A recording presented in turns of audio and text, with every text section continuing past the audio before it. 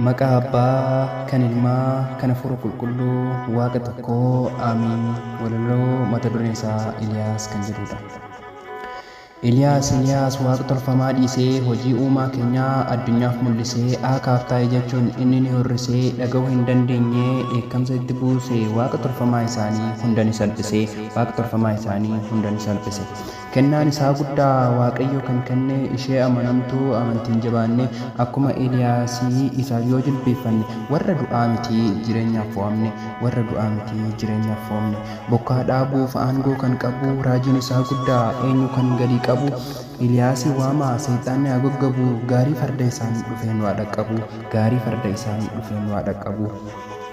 Kennaa kennuuf ergee akkuma Eelsaa waamicha keenya atuun dhageessa waggaa 3 fi ji'a 6 rooba dhaabuu dandeessa bakka nuti dadhabne kadhaa keetu nu jabeessa waaqolii Elzaabeet keetiitu qaaneessa wangeelli buddeenaa sirritti dubbisa mana jireenyaa isaatu nu geessa mana jireenyaa isaatu nu geessa.